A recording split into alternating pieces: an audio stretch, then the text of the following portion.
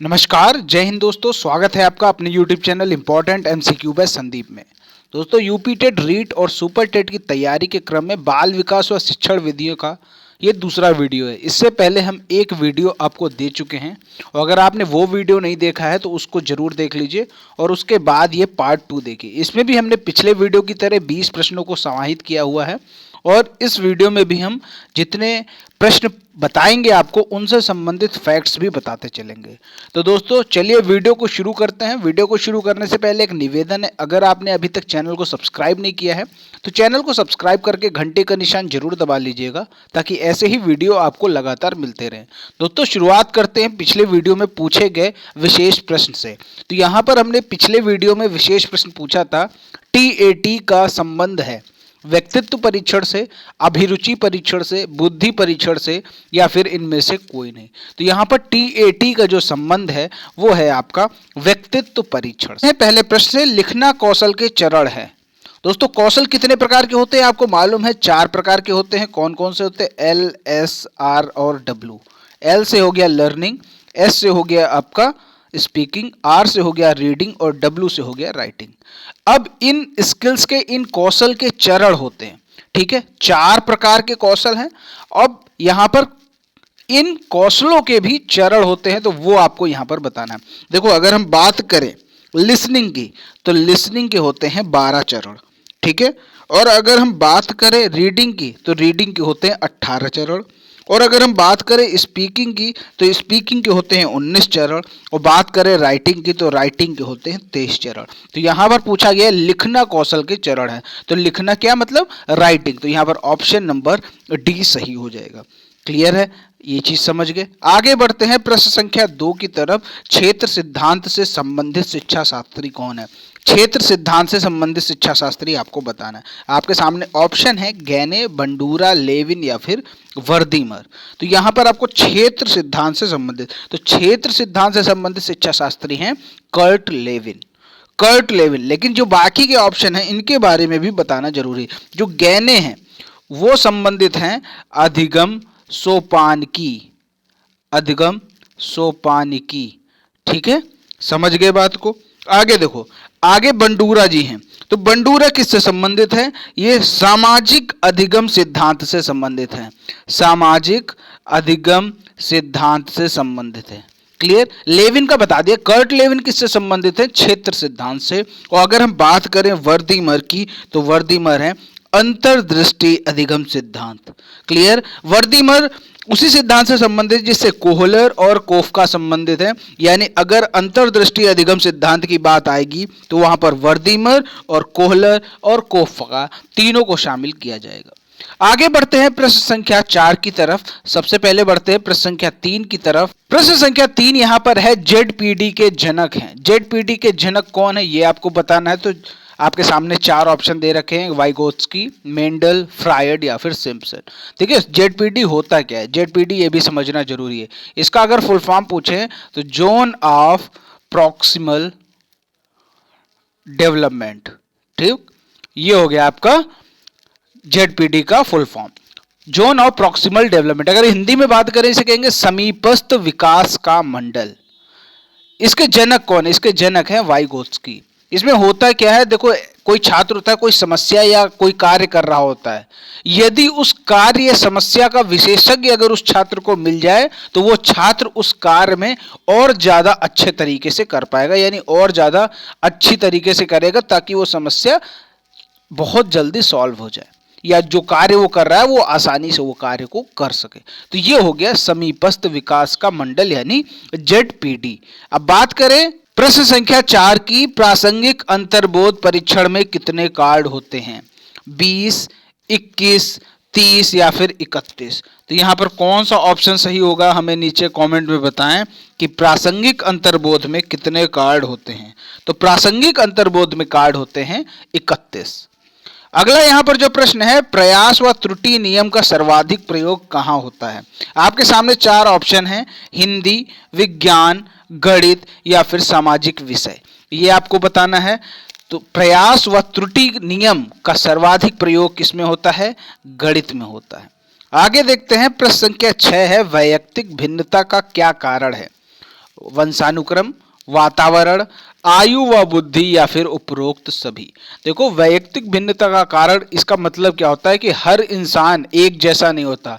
दुनिया का प्रत्येक इंसान किसी न किसी रूप में एक दूसरे से भिन्न है, यानी उन दोनों में भिन्नता पाई जाती है। कोई भी इंसान आप दो पकड़ लो, कहीं के भी हों, उनमें कुछ न कुछ भिन्नता जरूर पाई जाती है।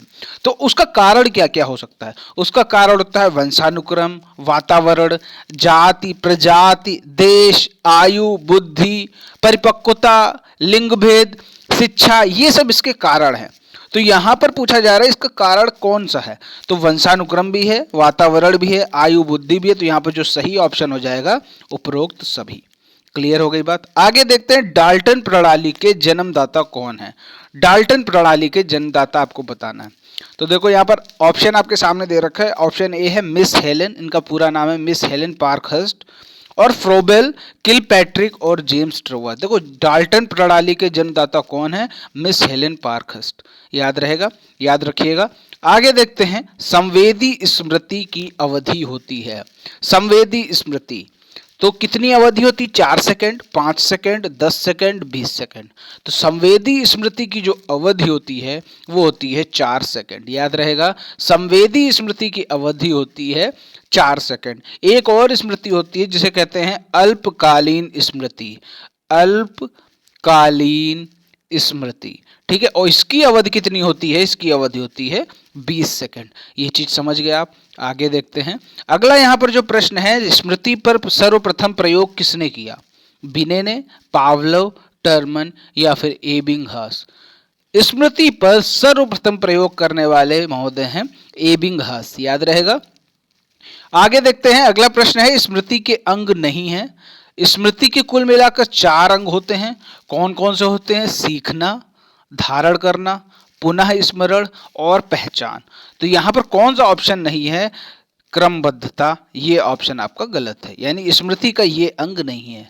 इसका जो पहला होता है सीखना, दूसरा होता है धारण करना, तीसरा होता है पुनः स्मरण और चौथा होता है पहचान। अगर इसको हम ट्रिक के माध्यम से याद करना चाहें तो इसको याद कर सकते हैं सीधा पनप। सीधा पनप।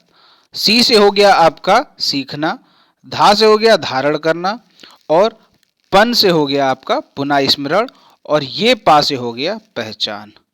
ठीक है, याद रख लेंगे। देखो छोटी छोटी ट्रिक्स हैं, आप याद कर सकते हैं। आगे देखो संघनन सिद्धांत किससे संबंधित है? संघनन सिद्धांत स्मृति, कल्पना, अधिगम या फिर व्यक्तित्व? तो संघनन जो सिद्धांत है वो स्मृति से संबंधित है। ये वेरी इंपॉर्टेंट क्वेश्चन है। आगे देखते हैं अगला प्रश्न है, मैकडूगल के अनुसार कल्पना का प्रकार नहीं है।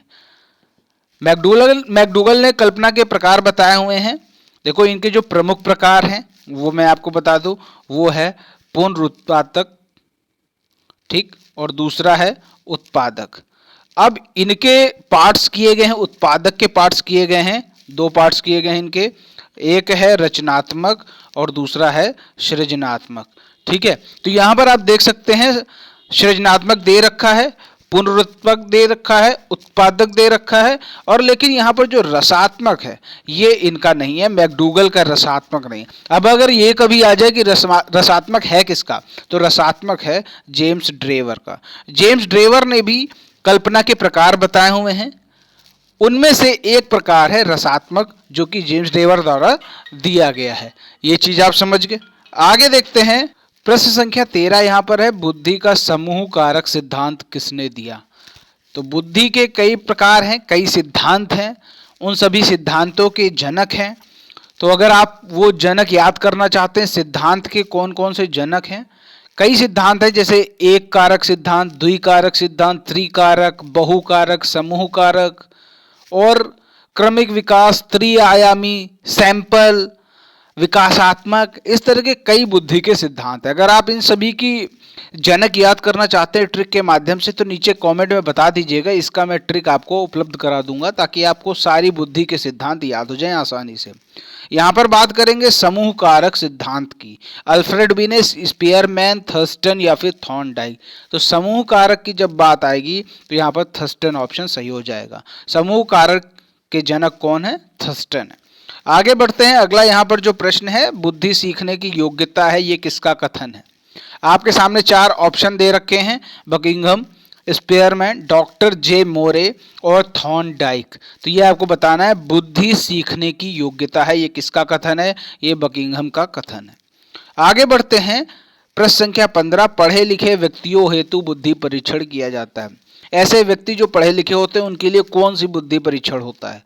बुद्धि चिंतन परीक्षण, क्रिया परीक्षण, आवाचिक और समूह परीक्षण। देखो, बुद्धि चिंतन परीक्षण और क्रिया परीक्षण ये दोनों लोगों के लिए होता है, लेकिन जो आवाचिक समूह परीक्षण होता है ये अनपढ़ व्यक्तियों के लिए होता है। याद रहेगा, आवाचिक जो होता है वो अनपढ़ व्यक्तियों के लिए होता है, और जो पढ़े लिखे व्यक्तियों के लिए होता है वो होता है वाचिक समूह परीक्षण। क्लियर हो गई बात? आगे देखते हैं। अगला यहाँ पर प्रश्न है, प्रश्न संख्या 16, जीवन कौशल शिक्षा से संबंधित पाठ्यक्रम का संचालन कौन सा मंत्रालय करता है? मोस्ट इंपॉर्टेंट क्वेश्चन है। जीवन कौशल शिक्षा से संबंधित पाठ्यक्रम का संचालन कौन मंत्रालय करता है? मानव संसाधन विकास, गृह मंत्रालय, अल्पसंख्यक कार्यों का मंत्रालय या फिर राज्य समिति इसका संचालन करती है? तो यहाँ पर अगर आपको सही उत्तर आता है तो नीचे कमेंट में बताइए। देखो, जीवन कौशल शिक्षा से संबंधित जो पाठ्यक्रम है उसका संचालन करता है अल्पसंख्यक कार्यों का मंत्रालय। आगे बढ़ते हैं। प्रश्न संख्या 17 है, हर्बर्ट के कथन विधि का अंतिम सोपान क्या है? हर्बर्ट के कथन विधि का कुल मिलाकर 5 सोपान दिए हैं हर्बर्ट ने कथन विधि के। अब वो कौन कौन से हैं? देखो, पहला है प्रस्तावना, ठीक है, ये आपका पहला हो गया। दूसरा है प्रस्तुतिकरण, ये सेकंड हो गया। और तीसरा है तुलना या स्थापन, ठीक है, ये थर्ड हो गया। और जो चौथा सिद्धांत है आवृत्ति, ठीक। और 5वां जो सिद्धांत है वो है प्रयोग। तो यहां पर अंतिम सोपान पूछा गया है तो अंतिम सोपान हो जाएगा प्रयोग, इसका सही उत्तर होगा। क्लियर हो गई बात? आगे देखते हैं। सुकराती विधि के नाम से भी जानी जाती है। कौन सी विधि सुकराती विधि के नाम से भी जानी जाती है? आगमन विधि, खेल विधि, प्रोजेक्ट विधि या फिर प्रश्नोत्तर विधि? तो यहाँ पर जो ऑप्शन सही है नीचे कमेंट बताइए। तो मैं आपको बताता हूँ सुकराती विधि के नाम से कौन सी विधि जानी जाती है। सुकराती विधि के नाम से प्रश्नोत्तर विधि जानी जाती है। क्लियर हो गई बात? आगे देखते हैं। प्रश्न संख्या 19, प्रेरणा का प्रणोद न्यूनता सिद्धांत किसके द्वारा दिया गया? प्रणोद न्यूनता सिद्धांत की यहां पर बात हो रही है, ये किसके द्वारा दिया गया? मैस्लो, लियोनार्ड हल, कर्ट लेविन या फिर मैकडूगल? तो ये आपको बताना है प्रेरणा का प्रणोद न्यूनता सिद्धांत किसके द्वारा दिया गया। तो ये दिया गया क्लार्क लियोनार्ड हल द्वारा 1943 में। दोनों चीजें याद रखेंगे। लियोनार्ड हल 1943 में प्रेरणा का प्रणोद न्यूनता सिद्धांत दिया गया। आगे देखते हैं। प्रश्न संख्या 20 है, प्रेरणा सीखने का राजमार्ग है। बेहद आसान क्वेश्चन है, गलत नहीं होना चाहिए। नीचे कमेंट में बताइए इसका क्या सही उत्तर है। Skinner, crow and crow, Thomson and good. यहाँ पर कौन सा ऑप्शन सही है? प्रेरणा सीखने का राजमार्ग है, बहुत मशहूर कथन है, ये है स्किनर का। क्लियर हो गई बात? यहाँ पर कुल मिलाकर आपके ये 20 प्रश्न खत्म होते हैं और सभी बेसिक क्वेश्चन है, इंपॉर्टेंट क्वेश्चन है, घूम फिर कर रिपीट होते रहते हैं। तो यहाँ पर आज के विशेष प्रश्न की तरफ बढ़ते हैं। आज का जो विशेष प्रश्न आपके सामने है मांग का सिद्धांत से संबंधित है। मांग का सिद्धांत यानी इसको किसने दिया या इसके जनक कौन है? कुछ भी समझ लीजिए, कैसे भी रिलेट कर लीजिए। तो यहाँ पर ये किससे रिलेट होता है? क्लार्क, स्किनर, मैस्लो या फिर इनमें से कोई नहीं। जो भी ऑप्शन सही है हमें नीचे कमेंट में बताइए। और दोस्तों, अगर वीडियो पसंद आया है तो वीडियो को लाइक करें, शेयर करें। चैनल को सब्सक्राइब नहीं किया है तो चैनल को सब्सक्राइब करके घंटी का निशान जरूर दबाएं। मिलते हैं दोस्तों अगले वीडियो में, तब तक के लिए जय हिंद, जय भारत।